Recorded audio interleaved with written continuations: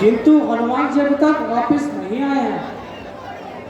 हाँ कुंवर जी, दिन तो बहुत अधिक हो गए हैं। परमेश्वर ने सकुशल वापस लेकर आए। आखिर हम कब तक उनका इंतजार करेंगे? तो जाने को और कहाँ ठिकाना है। यदि वह लौट कर नहीं आए तो हम भी यहीं मर जाएंगे। उनके आने की आशा दिन ब दिन निराशा में प्रमाणित हो रही है। क्योंकि निराश होने की तो कोई आवश्यकता नहीं है। हैं? ये कैसे आलाप आ रहा है? मोबाइल खोल जी, हनुमान जी आ गए हैं। जय श्री राम। आपने कैसे जाना कि हनुमान जी हैं? निश्चय ये हमारे हनुमान जी हैं। जय श्री राम। आपने इसकी क्या पहचान की है? वो देखो, हनुमान जी के हाथ में एक झंडा है जो हमारा ही निशान है। निसंदेह अब तो मुझे इत्मीनान है। जय श्री राम। हो हिला हिला झंडा हिला। जय श्री राम। चलो अंकल जी, उनके स्वागत में चलते हैं।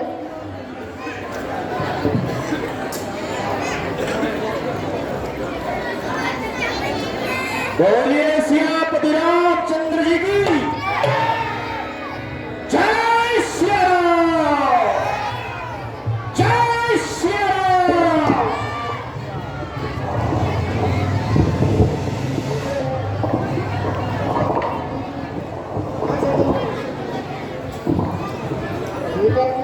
सभी लेकर आ गए हो।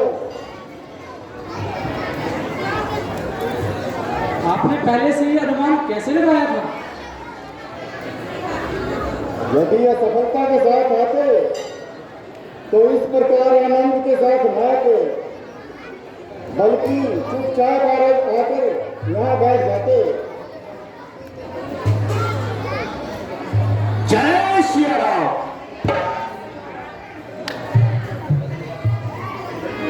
जय श्री राम। जय श्री राम।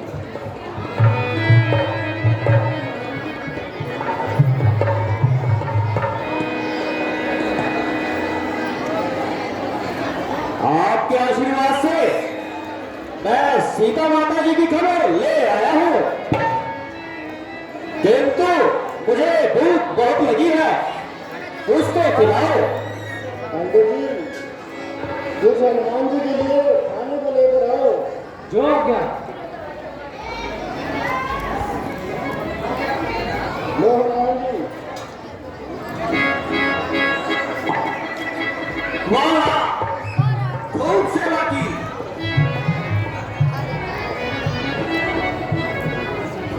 नहीं हनुमान जी, पहले पेट भरकर खाइए और विश्राम कीजिए।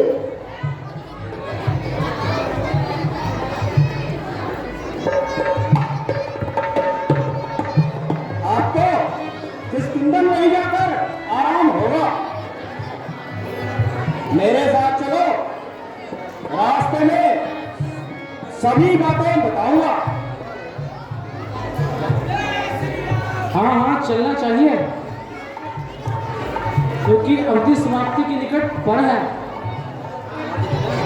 चलिए हनुमान जी। जय श्री राम। जय श्री राम।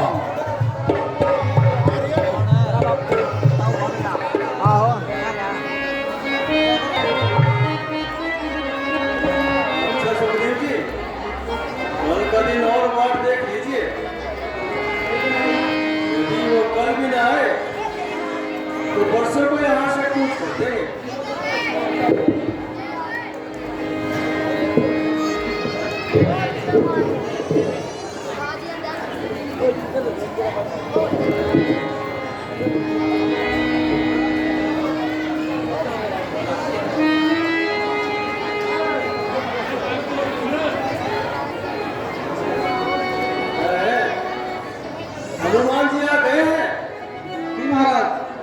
तो फिर अभी तक कहाँ है? अभी आ रहे हैं पीछे से।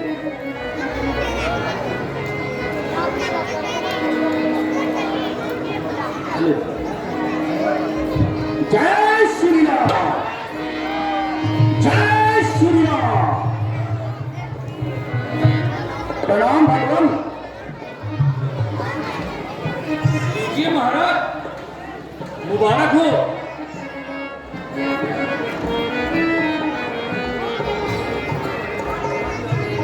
हनुमान जी आ रहे हैं।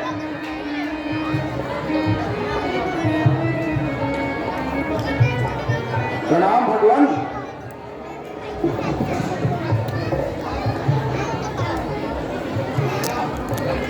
सुनाओ, सीते का क्या हाल है?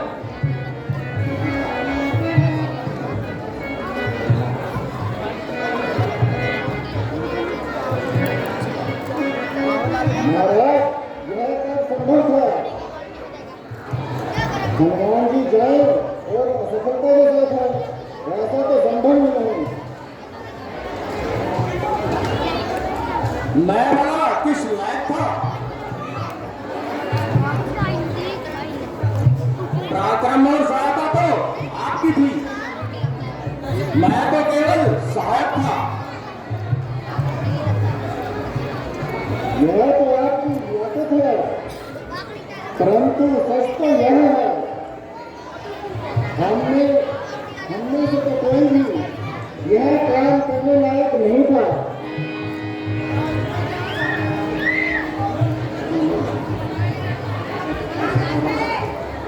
खैर, इस बात को जाने दो। अब जरा मतलब की बातें सुनाएं। भगवान, मैं विभिन्न स्थानों पर खोज करता हुआ लंका पहुंचा। वहां पर हर जगह देखा भाला। अंत में एक चिंता से मैंने सीता माता जी का सुराग निकाला। सीता माता जी अशोक वाटिका में कैद है।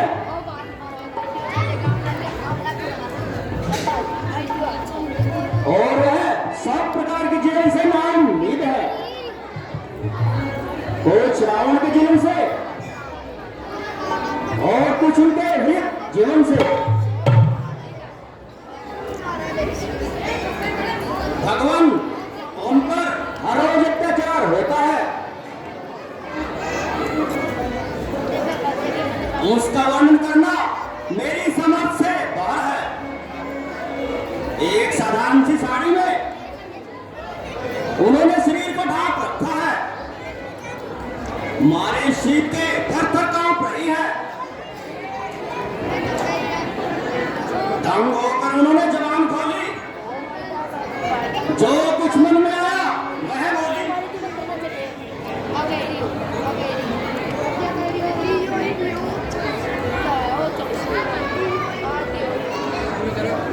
परंतु एक स्त्री ने बीच में पड़कर सीता जी की जान बचा ली।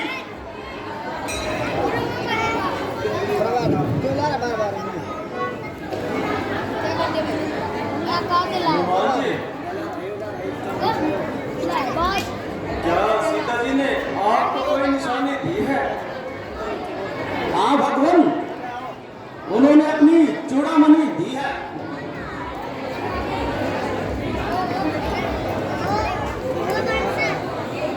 निसंदेह यह मेरी प्राण प्यारी की ही निशानी है। परंतु यह तो बताओ, तुम्हारी उनसे ही बात हुई या रावण से मुलाकात हुई? हाँ हाँ, मैं रावण से मुलाकात करके आया हूँ और उसके बहादुर से तोबा हाथ करके आया हूँ।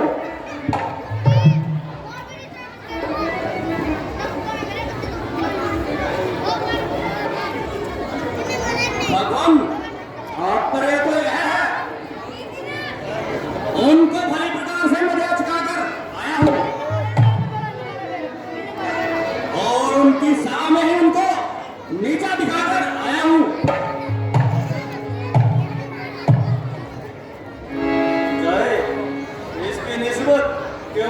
नीचा दिखाते। अच्छा होता कि तुम उसे कुछ समझा बुझा कर आते।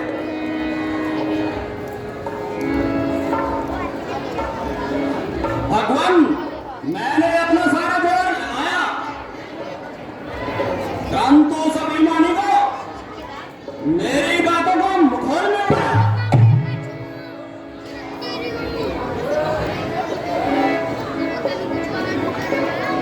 यहां तक कि मुझे मारने के लिए तलवार भी उठाई, किंतु उनके भाई विभीषण ने बीच में आकर मेरी जान बचाई।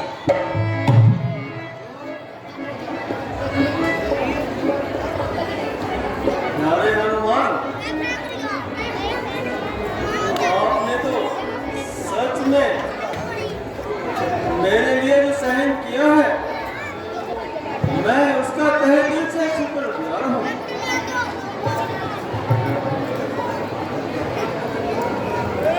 और इस आपके ऋण को मैं कैसे चुकाऊंगा, बल्कि इसका बदला तो जीवन में ही पर्याप्त नहीं है। भगवान, बस रहने दीजिए और मुझे अधिक लज्जित न कीजिए। सुग्रीव जी, कहो अब क्या विचार है?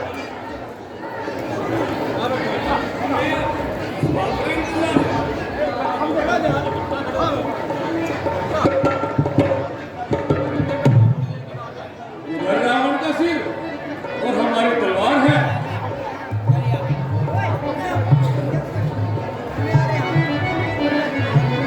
ठीक है, परंतु पुल बनाने की तैयारी की जाए।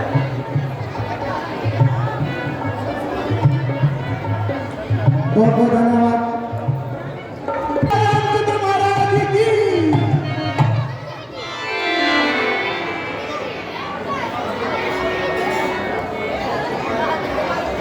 हेलो, ध्वजा लहराएगी नहीं, आकाश के ऊपर, बदाम दाल लगाएगा कुंड में, तलाश के ऊपर, सिर्फ गंगा का जल होगा, मैं चढ़ा को खोले में, मैं ही राम गूंजेगा हर मंदिर के टोले टोले में। मुझसा योद्धा, मुझसा पंडित, नहीं कोई और दूजा है। अपने शीशों को काट काट शंकर पे मैंने पूजा है। मध्यस्थ मेरी बात का ये राज भार है, साक्षी आकाश पृथ्वी चार कौन है। हृदय में अगर शांति हो तो मल्ले हो मैं, क्रोध में जरा जाऊं तो पड़े हो मैं।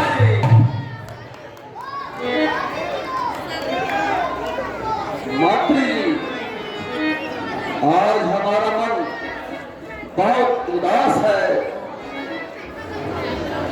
न जाने वह कौन सी मनहूस खड़ी थी जब ये आफत मेरे गले पड़ी थी, जिसको मैंने राम की वस्तु समझा, वही मेरे लिए आफत की जान साबित हुई। जिसको अमृत समझा, वह विष के समान हुई। धोखा, मेरे साथ बहुत बड़ा धोखा हुआ, कपट और छल हुआ। किंतु अब तो इस आफत से निकलना सख्त मुहाल है। क्या करूं, क्या ना करूं? महाराज, स्वस्थ है आपका।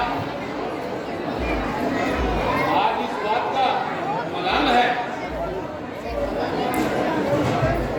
गुणों के मन पर इस कदर मलाल है।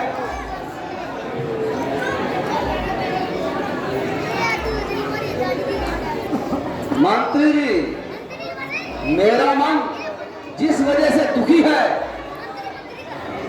वह आपको भी पूर्णतः विदित है। जब से हनुमान सबकी आंखों में धूल झोंक कर चला गया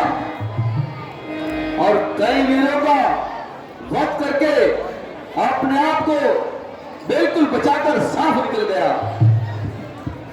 अब से मेरे हृदय को बहुत बड़ा क्लेश हो रहा है। आपने व्यर्थ अपने मन पर इस तरह मलाल किया है। हेलो। और कैसा वजनदार सवाल किया है। यदि बलवान चोरों की तरह आकर लंका में घुस गया, उसने कौन सा कमाल कर दिया। मंत्री जी, ये ख्याल तो आपका दुरुस्त है, परंतु फिर भी मेरे हृदय में ओह पटक सी लगी हुई है।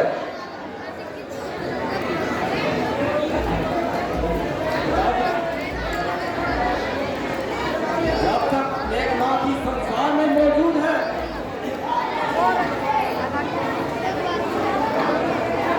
आपको किसी प्रकार की चिंता करना व्यर्थ है।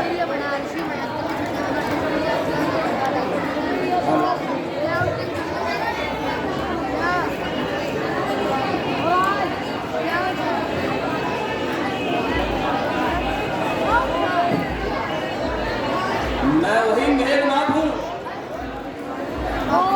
जिसका हनुमान एक झटका भी न सह सका और मेरे सामने एकदम बिल्कुल नाथा बन गया, जिसे मैं बिल्कुल मामूली इंसान समझता हूँ। खैर, जो कुछ हुआ सो हुआ, उसका क्या पछतावा। बेटा, अब तो आगे की फिक्र करनी है। यहाँ तो मुझको किसी बात का कोई गम नहीं, क्योंकि मेरे शूरवीर आज भी किसी तरह से किसी से कोई कम नहीं है। है महाराज, बिल्कुल दुरुस्त कहा। शाबाश, शाबाश मेरे बहादुर, शाबाश। भ्राता जी, आपके समस्त वंशज आपसे डरते हैं, इसलिए आपकी खुशामद करते हैं। किंतु अग्नि और शत्रु को कभी कमजोर मत समझा करो। इसलिए मेरी आपसे बार बार यही ताकीद है कि जिस प्रकार हो सके इस बला को गले से टालें और सारे कुल को बर्बादी की हानि से बचा लें। चाचा साहब, बस बस बहुत हो चुकी, जरा चुप हो जाइए।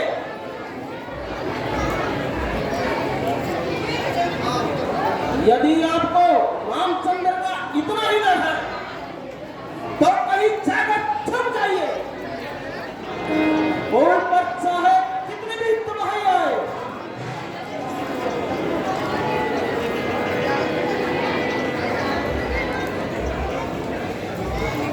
आपसे कोई सुना नहीं लेगा। ना समझ और गुस्ताख लड़के क्यों इस प्रकार जुबान चला रहा है। पृथ्वी और आकाश के तलाश मिल रहा है।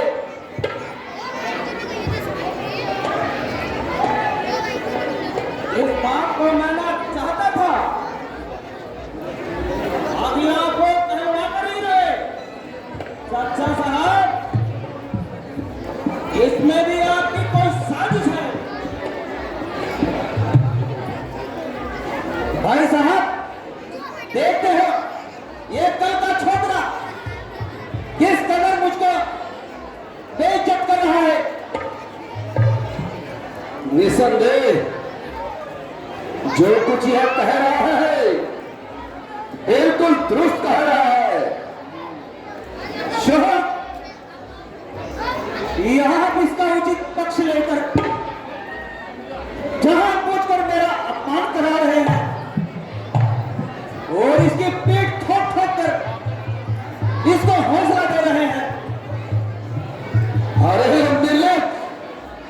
यदि मैं इसका पक्ष लेता भी हूं तो शत्रु का वफादार तो नहीं हूं, और तेरी भांति कौमी गद्दार तो नहीं हूं। निसंदेह तेरे शत्रु के साथ अवश्य ही कोई साठगांठ है, इसलिए हमारी प्रत्येक बात तुमको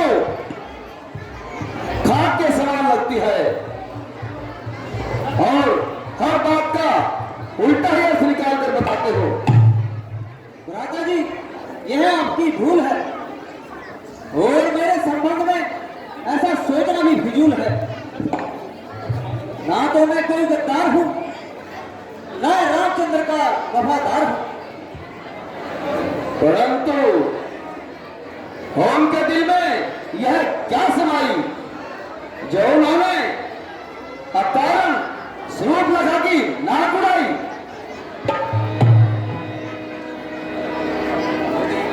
और बेवफा तुझे भी शर्म न आई, बहन की नाक कटे और भाई दुश्मन का ही वफादार हो जाए। निसंदेह यही एक बात है जिसने आपकी तबीयत इस प्रकार हिलाई है। तो मैं खानदान के सराय शर्म शर्म शर्म विभीषण, तू कान खोल कर सुन ले, तेरी निस्बत चारों ओर से किस कदर शर्म शर्म गैरत गैरत की आवाजें आ रही है और हर तरफ तुझको लानत मिल रही है।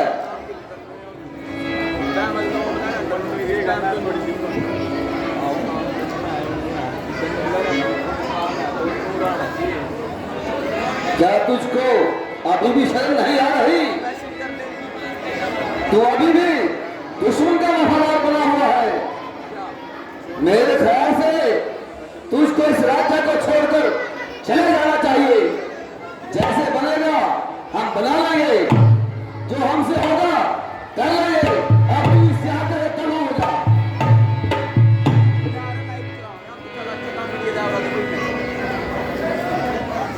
कहा है तेरे बर्बाद होने के दिन आ गए रे, तेरे बर्बाद होने के दिन आ गए। दोष इसमें भाई तुम्हारा नहीं, तेरी बुद्धि में रावण खलल आ गया। तूने अपना बेगाना बिचारा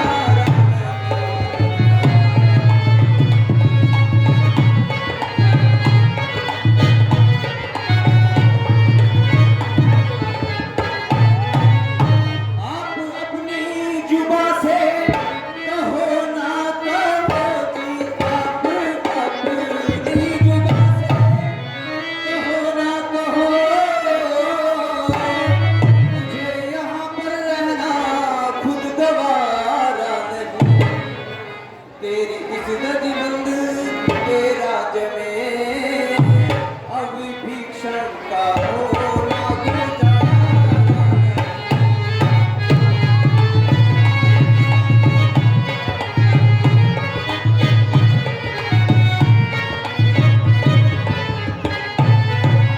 सोहर, मेरी शुभकामना का यही बदला मिलना था और मुझे सदैव आधार ऐसे ही नीलाम होना था और लंका से निकलना था। अच्छा भाई, तुम्हारा क्या कसूर? वास्तव में ईश्वर को यही मंजूर है और यह वंश संसार में मंजूर नहीं है। आप यहाँ से जाएगा या तेरी गर्दन धड़ से अलग कर दूं? हाँ हाँ, अंतिम प्रणाम स्वीकार करें भाई साहब। जाओ और यहाँ से दफा हो जाओ।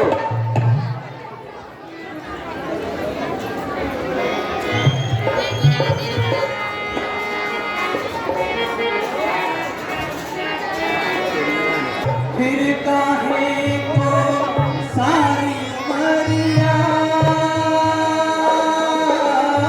फिर काहे को सारी उमरिया पाप की गठरी ढोई, सुख में सब साथ दुख में न कोई। मेरे राम तेरा नाम एक साचा दूजा न कोई।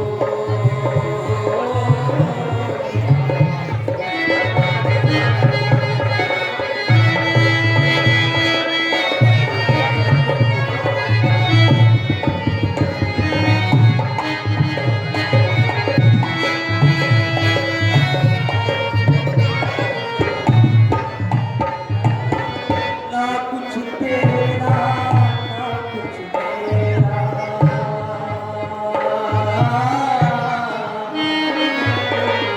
ना कुछ मेरा ना कुछ तेरा, ये जगजोगी वाला फेरा। राजा हो या रंग सभी का, राजा हो या रंग सभी का, अंत एक सा होई, सुख के सब साथ दुख में न कोई। मेरे राम तेरा नाम एक साचा दूजा न कोई।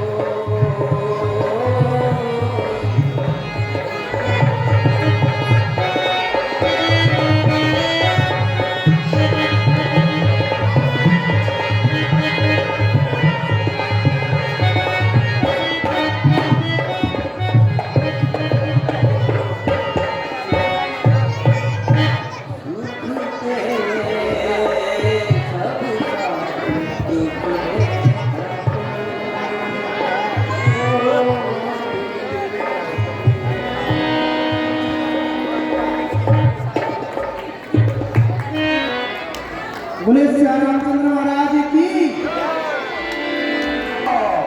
हेलो महाराज, एक आश्चर्य की बात सुनिए। रावण का भाई विभीषण आपकी शरण मांगता है। वह है रावण का भाई विभीषण। हाँ महाराज, परंतु उसने ऐसा क्या अपराध कर दिया जिसके कारण उसको लंका से निकाल दिया गया?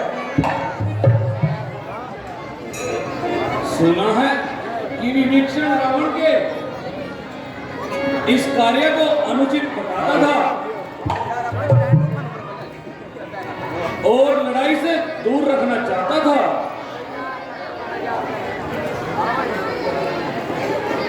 तो आपका इस विषय में क्या विचार है? क्या विभीषण वास्तव में काबिल एतबार है? यह विषय ऐसा नहीं है जिसका निश्चय सिर्फ मेरी राय पर किया जाए। मेरे विचार से हनुमान जी की राय ज्यादा वचनदार है। हम सब की सम्मति किसी अनुभव के आधार पर नहीं है। हनुमान जी से पूछ लिया जाए तो अच्छा है कि इस विषय में क्या राय है। और तो मैं कुछ कह नहीं सकता, किंतु इतना कहे बिना नहीं रह सकता।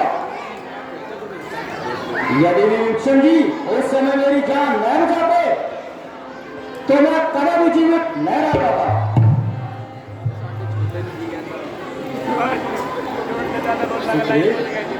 जबकि आपकी राय मानकर तथापि मेरा मन को गवाही देता है कि विभीषण की नीयत बिल्कुल साफ है। यदि मान भी लिया जाए, अगर उसका कुछ और इरादा हो तो भला वो हमारा क्या बिगाड़ सकता है।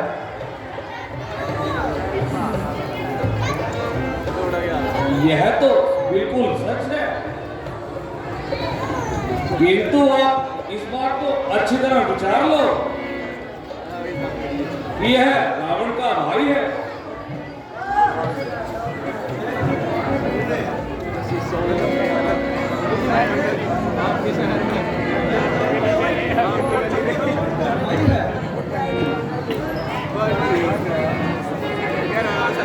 मैं ये भी जानता हूँ कि रावण इन पर कितना मेहरबान है।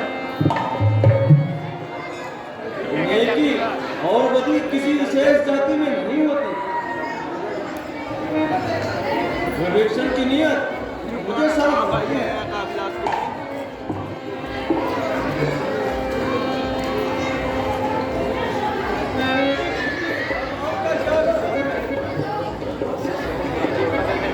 हमारी सेना बिल्कुल तैयार है,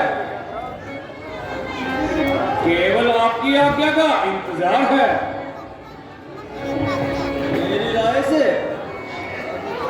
चढ़ाई करने से पहले उसको एक अवसर और दिया जाए और एक बार वो विभीषण जी को भी यहाँ पर देख लेते हैं कि वो किस इरादे से आया है। उसके बाद लंका में किसी योग्य व्यक्ति को भेजकर उसको समझाने का प्रयास किया जाए। जाओ, विभीषण जी को आवर सहित लेकर आओ।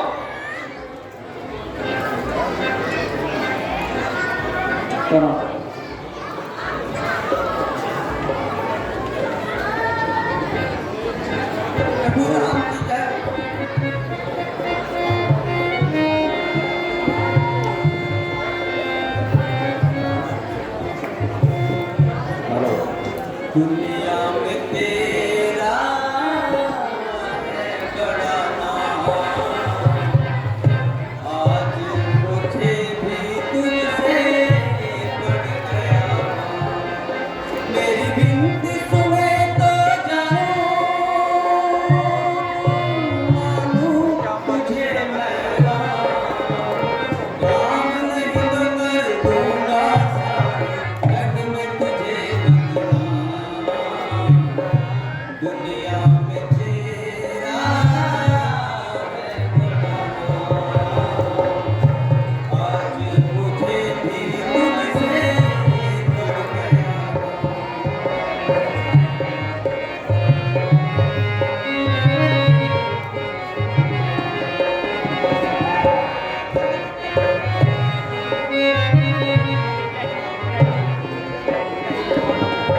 साथी जगत में एक तू ही अपना, साथी जगत में एक तू ही अपना, इस जीवन का आखिरी सपना।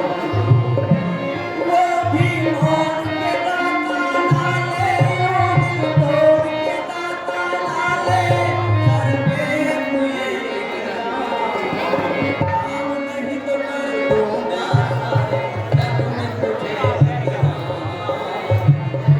दुनिया में तेरा आज मुझे भी तुझसे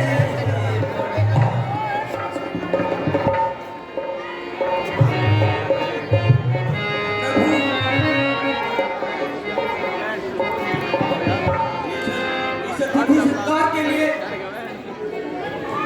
हृदय से कृतज्ञ हूँ।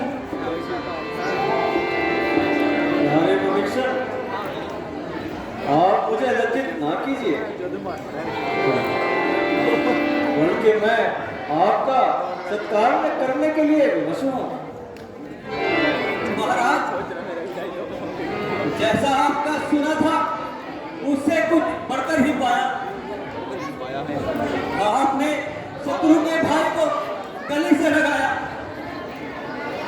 प्यारे मित्र, यह कोई एहसान नहीं है, बल्कि जो किसी दुखद पुरुष के साथ हमदर्दी नहीं करता वह इंसान नहीं है। महाराज, मैंने उस अभिमानी को बार बार समझाया, मगर मेरी बातों को उसने हंसी में उड़ाया। उसे उल्टा मुझे ही कायर समझाया। विभीषण, यदि रावण आपको स्पष्ट जवाब दे चुके हैं तो हम आपसे यकीन करते हैं कि आज से ही आपको लंका का राजा घोषित करते हैं। और विभीषण जी, बताइए आप आए में क्या रावण को एक मौका और दे देना चाहिए? हाँ महाराज, एक मौका देना उचित ही होगा। वैसे तो वह इस लायक नहीं है, परंतु एक मौका देना बनता है। सुग्रीव जी, किसी हमारे दल में किसी योग्य व्यक्ति को वहां पर भेजकर उसको समझाने की कोशिश की जानी चाहिए।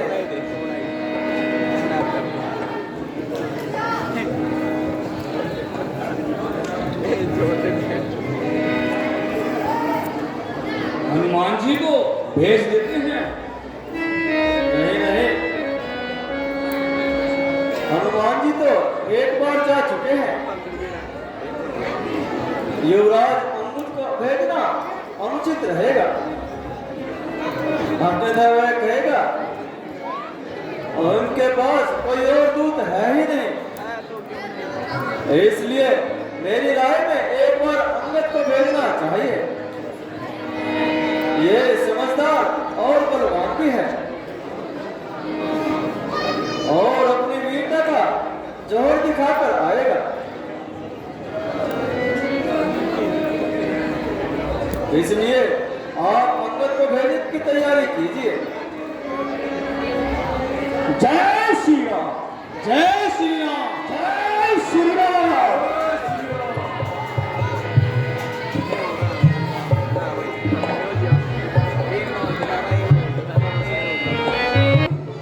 ये तो कौन है और कहां से आया है? हमको जिसने भेजा है वो राजा का महाराजा है। आगे से हमें प्रणाम करे। क्या तेरा हम पर कर्जा है? हम बाली राज के बालक हैं जो अपना बलवत पूरा था। तू क्या है? तेरे रावण को 6 मास काज में रखा था। करता है बेटे की बात उससे जो दूध राम रघुवर का है। नादान, आंखें खोल, अंगद से तू भेटा है।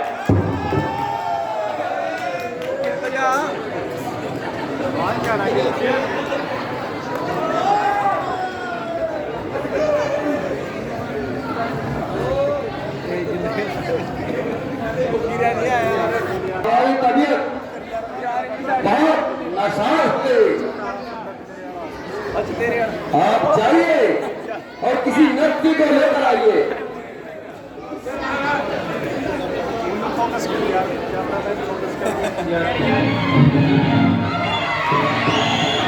लेकर आओ। जो आज्ञा महाराज।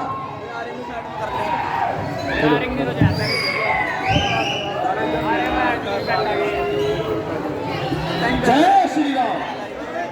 महाराज, दूध हाजिर है। क्या किसकिंदा राज की ओर से तुम भी आए हो? कहो, क्या संदेशा लाए हो? स्थान का पता बताइए।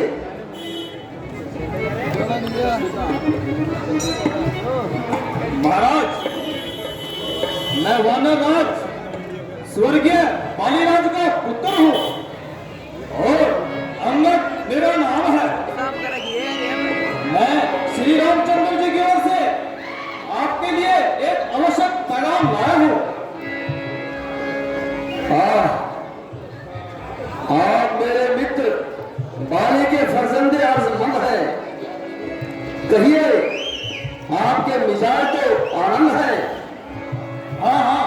आपकी मेहरबानी है। लेकिन मैंने बहुत देर के बाद आपकी शक्ल पहचानी है। किंतु मुझको इस बात की हैरानी है कि आपने ये नीच कार्य करने की क्या ठानी है। आप मुझे कुछ भी कहें, नीच अथवा पतित, मैं कहने का कब बुरा मानता हूं, बल्कि आपकी इन सब बातों को सहन करता हुआ आपको समझाना अपना कर्तव्य जानता हूं।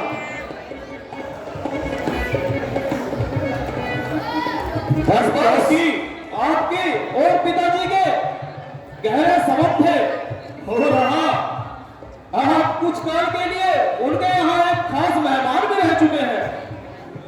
अपनी जुबान को लगाम दे। मेरे पास इतना समय नहीं कि मैं तुम्हारी फालतू की बकवास सुनूं। अंगद, अंगद क्या तू ही अंगद है?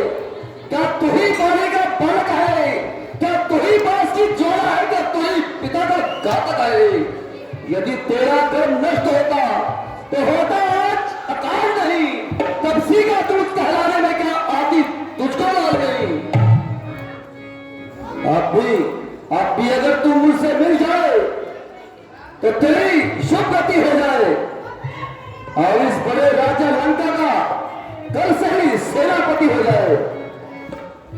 मैं यह सेवा करता, मुझ में इतनी योग्यता कहा, लंका का सेनाध्यक्ष बनो, इतनी बुद्धि और वीरता कहा। सेनापति अगर चाहते हो तो रोमोदल में हाजिर है, तो चार नहीं सैकड़ों वहां सेनापति बनने के काबिल है। बस बस और बदल गलाम, जरा अपनी जुबान को थाम। क्या इतनी बकबक लगाई है? क्या तुझे तेरी मौत तो यहां खींचकर नहीं लाई है? अरे निर्लज, तेरे जैसे नालायक का तो जिंदा में शुमार है, जो कि अपने बाप का बदला लेने तो दूर बल्कि उनके ही हत्यारों के साथ मिल गया। अरे बेशरम, तेरे जीवन पर धिक्कार है।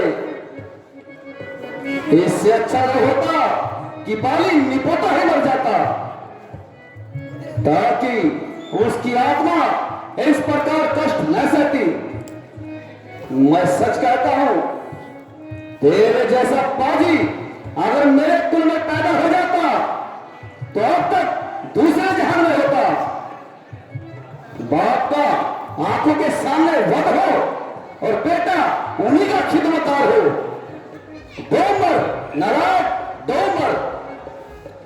बेशरम जिस कुल में पैदा, बेशरम जिस कुल में पैदा तेरे जैसा लाल हो, बाप के घातक का ही जो खुद दलाल हो, जिसको अपनी शर्मा गैरत का न बिल्कुल भी ख्याल हो, ऐसा कुल फिर क्यों न इस दुनिया से पायमाल हो।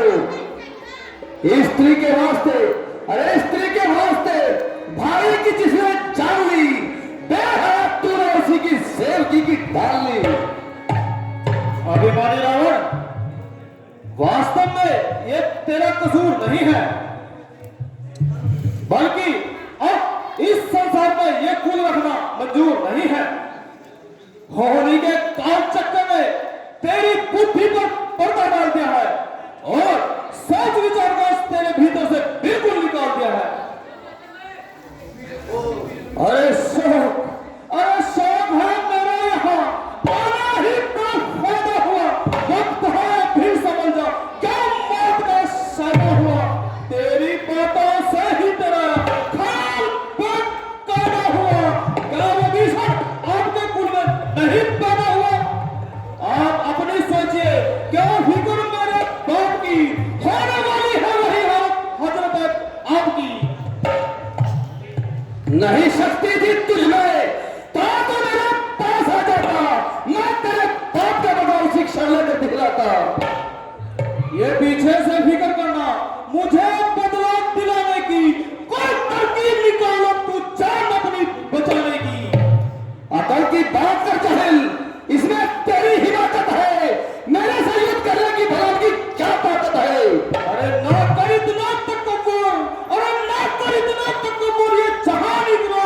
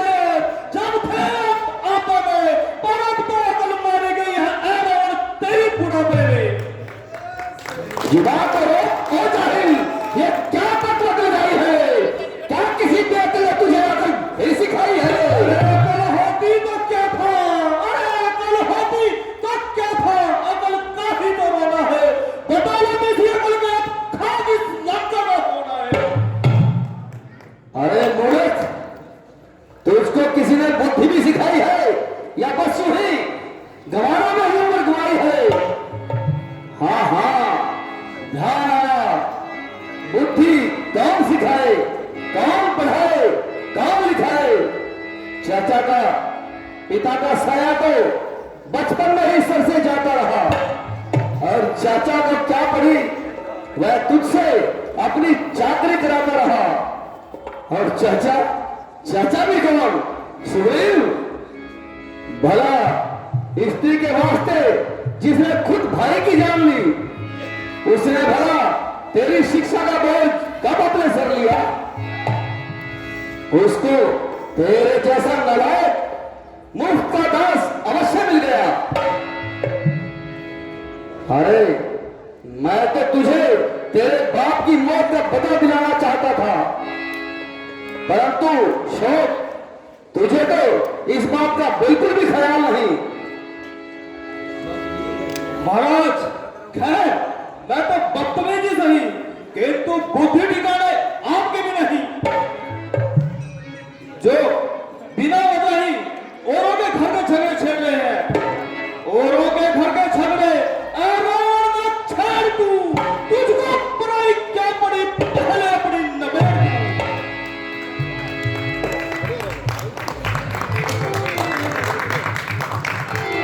मुझको तो अब आपको भी वैसा ही अंत नजर आ रहा है और निसंदेह काल आपके सर पर बन रहा है। इस समय रामचंद्र जी के बाद इस लंका पर बरसेंगे तो उस समय आप एक एक सांस को तरसेंगे। महाराज, मैं आपसे अब पुनः प्रार्थना करता हूं कि आप जाकर श्री राम जी से संधि कर लें और मैं भी आपकी ओर से उनसे यही प्रार्थना करूंगा कि आप जाकर उनसे संधि कर लें। अच्छा अच्छा, यदि संधि चाहते हैं स्वीकार मुझे नियमों पर, पहले जो भेद विभीषण को सर रखे मेरे चरणों पर, फिर हनुमान का मान मिटा, भेजे राम की सेना में, फिर तोड़े सेतु समुद्र का, आ सके ना कोई लंका में। तो बस यही है, कुछ और अधिक ये मांगे तो साधारण है। मैं जाकर उनसे कह दूंगा कि चारों बातें साधारण है, जिन हाथों में मूलमान है वो उसको तोड़ भी डालेंगे। लंका का नाम विभीषण है, लंका में उसको भेज देंगे। अब तक जो हो चुकी है हानियां उनको तो हम भर देंगे, पर एक हुई है महाहानि, उसको कैसे पूरी कर देंगे। तुम जब महल में जाओगे वह तब याद आएगी, श्री स्वर्ग कथा की कटिना फिर कैसे जोड़ी जाए। खबरदार, जुबान तो लगाम दे। ठहर, मैं तेरी गुस्ताखियों का अली मजा चखाता हूं। तू ज्यादा बकवास करता जाता है। अफसोस, मैंने इतना सर खपाया परंतु आपकी समझ में अब तक कुछ नहीं आया। निसंदेह काल निकट आ रहा है और तेरी आंखों के आगे अंधेरा सा छा रहा है। जिसको जिसको तू एक आवारा कर लड़के बता रहा है, समय आने पर जब तुम उन्हीं से हाथ मिलाएगा तब तुमको आपको उनकी शक्ति का एहसास होगा। निसंदेह तू भी सच्चा है, क्योंकि तू भी बच्चा है और युद्ध विद्या में बिल्कुल कच्चा है। इसलिए तेरे समीप तो उनसे बढ़कर कोई दूसरा बलवान है ही नहीं। किंतु यह ध्यान रख कि सारी सृष्टि अंगद जैसी कपूत नहीं है। रावण मेरे विशाल भुजाओं ने कैलाश पहाड़ उठाया है, यद इंद्र कुबेर और वरुणदेव मेरे बारों से धर रहा है। महाराज, मैं रामचंद्र जी की सेना में सबसे निर्बल इंसान हूं, किंतु आपके विचार में अभी मैं नादान हूं। आपका यह वहम दूर करने के लिए मैं अपनी शक्ति का छोटा सा चमत्कार दिखलाता हूं। मैं अपना पाँव यहाँ जमीन पर जमाता हूं, तेरे इन सूरवीरों में से जो सबसे अधिक बलवान हो और हाँ जिस पर तेरा पूरा इत्मीनान हो वह आए और मेरा ये पाँव जमीन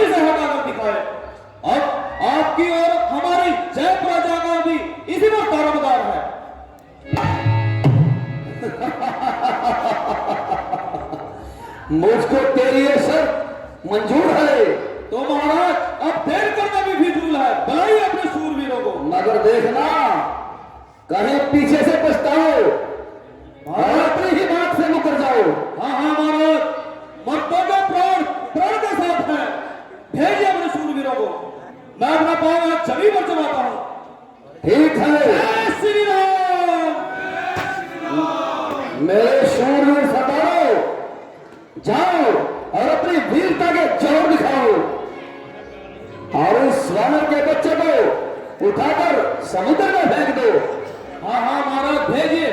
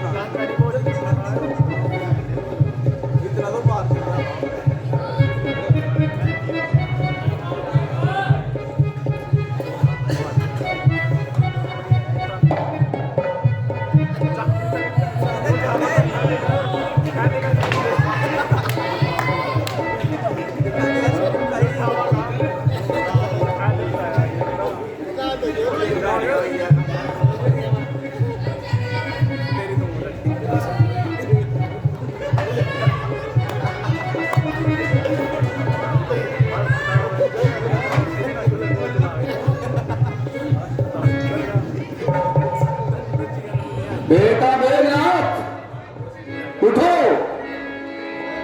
और इस वानर के बच्चे को उठाकर कहीं दूर फेंक दो। ओ क्या पिताश्री, आओ मेघनाथ, आगे शंकरी, चलूंगा जिस जमीन पर मैं वहां भूचाल आएगा, जमीन तो एक तरफ सर के कोहन भी काम जाएगा, उधर से काल हुआ तो मेरा क्या ताल लगाएगा, भस्म हो जाएगा जो भी नजर मुझसे मिलाएगा। अरे से कोई छक्के में कोई चक्का खिला दूंगा, मार तो चीज क्या उतनी जमीन को भी खिला दूंगा।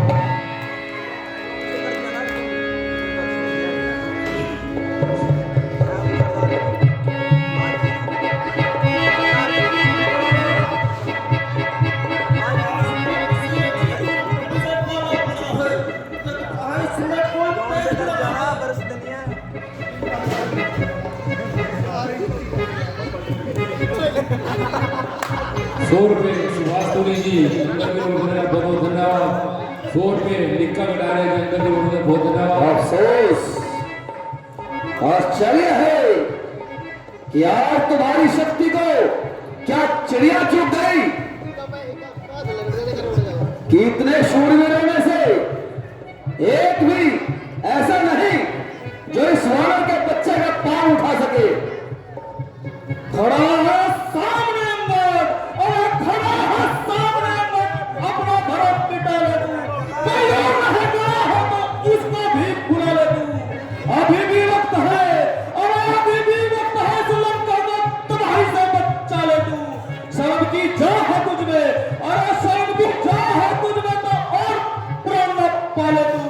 नया वक्त मिलेगा, अरे नया वक्त मिलेगा, अगर इस वक्त चूकेगा फलक आंसू बहाएगा, जवाब मुंह पर थूकेगा। अरे नामकुल, क्या कैंची की तरह जबान चला रहा है और किस बात के लिए आसमान सर पर उठा रहा है? मैं अभी तेरा अभिमान तोड़ता हूं और पांव तो क्या तेरा अस्तित्व ही इस जगह पर से उठाकर समुद्र में फेंकता हूं। ₹500 मलिक फैमिली हमारे कलाकारों को बहुत धन्यवाद। ₹100 निक्का मिटाने जी ग्रामीण के लोग को बस बस बराबर, मेहरबानी कीजिए, मेरे पांव पड़ने से कुछ नहीं होगा। अगर पांव पड़ने ही हैं तो जाकर राम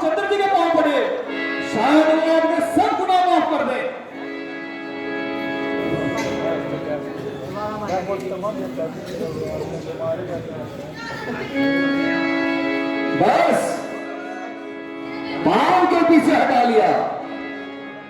अरे मूर्ख, तेरी भलाई इसी में है कि तू यहां से चला जा और यहां से कफूर हो जा। अपनी नहुली शक्ल मेरे सामने न दिखा, ना तेरी बकवास सुनूंगा। अन्यथा फिर ये मत कहना कि दूध का वध कर दिया। महाराज, ये आपकी सरासर हिमाकत है। भला जिन भाइयों के भरोसे आप कूद रहे हैं, मैं देखता हूं कि वो मैदान में कितनी देर तक टिकते हैं। अगर आपको अपनी तलवार पर भी अभिमान है तो लीजिए, अब हमारी ओर